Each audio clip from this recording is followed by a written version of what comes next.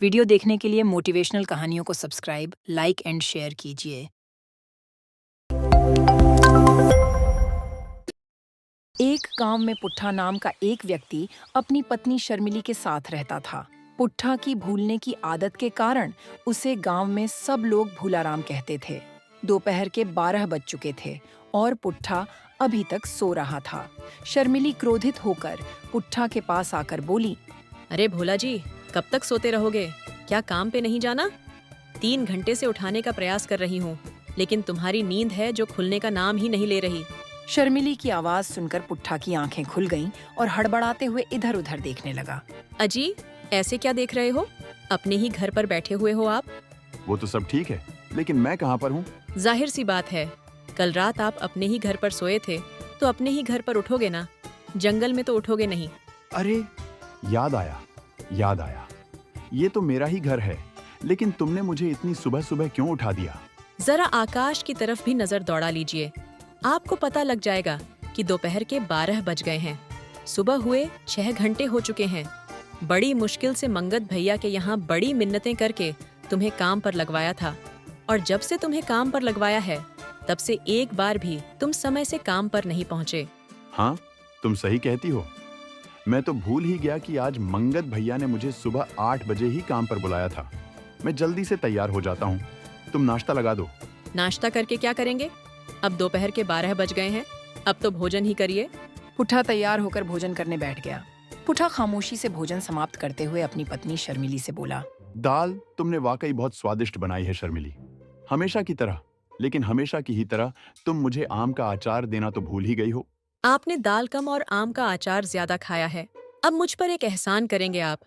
जल्दी से काम पे जाइए, नहीं तो भूल जाऊंगी कि आप मेरे पति हो और मैं आपकी पत्नी। पुट्ठा चुपचाप अपने घर से बाहर निकल गया। वो कुछ दूर ही पहुंचा था कि तभी गांव के बल्ली ने पुट्ठा की ओर देखा और बोला, क्या हाल है पुट्ठा? आज सुबह सुबह ही काम पर जा रहे हो? मंगत भैया ने सुबह 8 बजे ही काम पर बुलाया था, इसीलिए सुबह जल्दी उठकर मैं काम पर जा रहा हूँ। आजकल उनका काम बहुत तेजी से चल रहा है। लेकिन अभी तो सुबह के 7:30 ही बजे हैं। आधे घंटे पहले क्यों जा रहे हो भाई? तो फिर एक काम करो, अपने घर वापस चले जाओ और 2 घंटे बाद काम पर जाना। लेकिन क्यों? क्योंकि अभी तो सुबह के 5 बजे हैं। मंगत भैया तो सो रहे होंगे। सुबह सुबह अगर उन्हें उठा दोगे तो वो तुमसे नाराज हो जाएंगे और हो सकता है तुम्हें काम से ही निकाल दे। बहुत बहुत शुक्रिया बल्ली भैया, तुमने मुझे बचा लिया। पुट्ठा दोबारा अपने घर की ओर चला गया। अरे, अब क्या हुआ? वापस क्यों आ गए? क्या आज काम नहीं लगा? तुम तो कह रहे थे कि मंगत भैया ने सुबह सुबह 8 बजे ही तुम्हें बुलाया था। कहीं मंगत भैया ने तुम्हें काम से तो नहीं निकाल दिया? शर्मिली, मैं तुम्हारी इस आदत से तंग आ चुका हूँ। एक तो तुमने मुझे सुबह 5 बजे ही उठा दिया और ऊपर से नाराज हो रही हो। ये तुमसे किसने कहा कि इस वक्त सुबह के 5 बजे हैं? बल्ली भैया ने। अभी इसी वक्त चुपचाप काम पर चले जाओ। कुछ देर बाद शाम हो जाएगी। जब सूरज सर पर चढ़ता है तो उसे दोपहर बोलते हैं। सुबह के 5 बजे के वक्त सूरज नहीं निकलता। अरे, ये तो मैं भूल ही गया। तुम सही कहती हो शर्मिली। अब काम पर जाते वक्त किसी से बात नहीं करूंगा, सीधे मंगत भैया के यहाँ पर चला जाऊंगा। पुट्ठा दोबारा वहां से चुपचाप चला गया। पुट्ठा काम पर पहुंच गया, मगर उसने देखा कि मंगत लाल की ईंटों के भट्टे पर सन्नाटा छाया हुआ था। मंगत लाल कुर्सी बिछाए अपने साथी संपत के साथ गप्पे लड़ा रहा था। अरे, क्या हुआ पुट्ठा जी? आज आप कैसे आ गए? कैसी बातें कर रहे हैं मंगत भैया? आपने ही तो मुझे सुबह 8 बजे बुलाया था। हाँ, बुलाया तो था, लेकिन इस वक्त तो दोपहर के 1 बज रहे हैं। सुबह के 8 तो कब के बज चुके हैं। माफ करना मंगत भैया, आप तो जानते हैं कि मुझे भूलने की आदत है। वैसे तुम्हारी जानकारी के लिए बता दूं, मैंने तुम्हें सुबह 8 बजे 1 हफ्ते पहले काम पर बुलाया था, और कल शाम को जाते वक्त मैंने सभी मजदूरों से कहा था कि आज की छुट्टी है।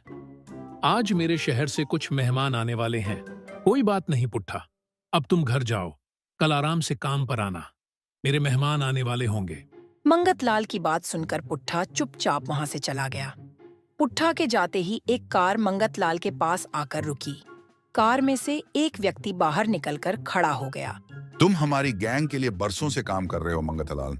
इतने सालों में किसी को शक नहीं हुआ कि तुम हमारी गैंग से जुड़े हो। मुझे सिर्फ पैसों से मतलब है यश जी, और पैसों के लिए मैं कुछ भी कर सकता हूँ। गांव में यह शराफत का चोला ओढ़ कर रखना ही पड़ता है, नहीं तो गांव के लोग शहर वालों से ज्यादा खतरनाक होते हैं। लाठी डंडों से ही पीट पीट कर मार डालते हैं। मैं आज तुम्हारे लिए बहुत खास काम लेकर आया हूँ। तुम्हें अपने ही गांव के मुखिया को उसके परिवार सहित बम से उड़ाना है।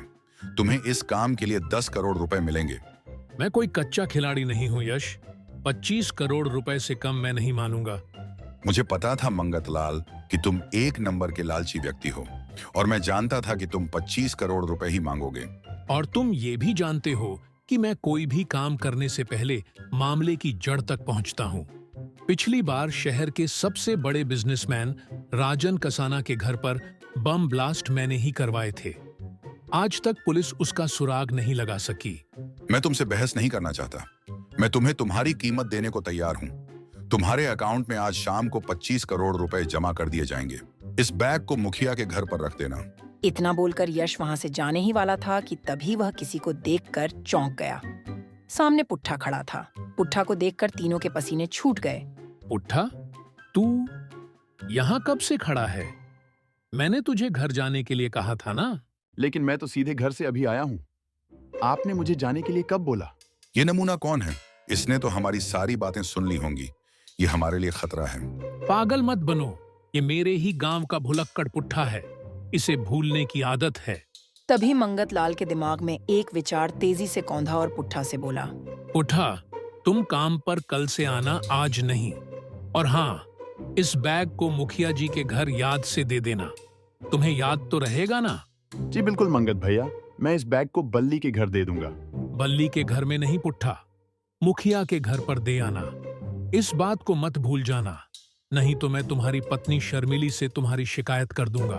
जी जी बिल्कुल मंगत भैया, मैं सारी बात भूल जाऊंगा, लेकिन ये बात नहीं भूलूंगा कि मुझे इस बैग को मुखिया के घर पर छोड़कर आना है।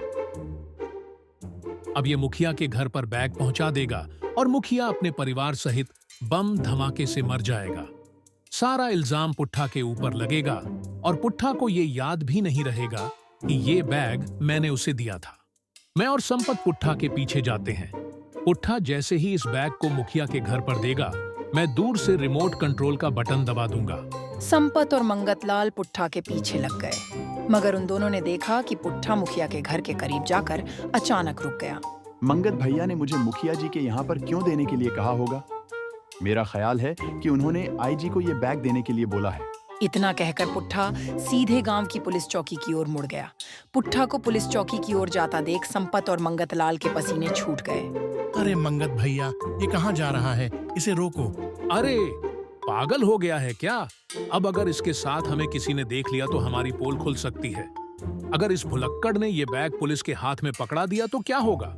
यहाँ से भागने में ही भलाई है। पुट्ठा पुलिस चौकी के अंदर घुस गया और उसने वह बैग आईजी के हाथ में दे दिया। ये बैग तुम्हें किसने दिया है? मैं बिल्कुल नहीं भूला हूँ आईजी साहब। मुझे ये बैग मंगत भैया और संपत भैया ने दिया है और मुझसे यही कहा कि ये बैग आईजी को ही देना। आईजी ने बैग खोला तो उसके पसीने छूट गए। अरे इसमें तो बम है। सर, मेरी समझ में सब कुछ आ चुका है। इस पुट्ठा को भूलने की बीमारी है। जरूर उन दोनों ने इसके भूलने की आदत का फायदा उठाकर ये बैग किसी के यहाँ पर भेजा होगा और गलती से पुट्ठा भूलकर यहाँ ले आया। और फिर हमारा शक तो पहले से ही मंगतलाल और संपत पर था। इस बैग में रखे बॉम्ब ने हमारे शक की पुष्टि कर दी। चलो, इस पुट्ठा की भूलने की कोई तो आदत कमाई। कुछ देर बाद आईजी ने पुलिस बल के साथ संपत और मंगतलाल को गिरफ्तार कर लिया। कुछ दिन बाद यश भी पकड़ा गया। आईजी ने गांव में सबके सामने पुट्ठा को सम्मानित किया और इस तरह उस समय के बहुत बड़े स्मगलर पकड़े गए और उन्हें आजीवन कारावास की सजा हो गई। इस तरह भूलाराम की भूलने की आदत ने सबकी जान बचा दी। वीडियो देखने के लिए मोटिवेशनल कहानियों को सब्सक्राइब, लाइक एंड शेयर कीजिए।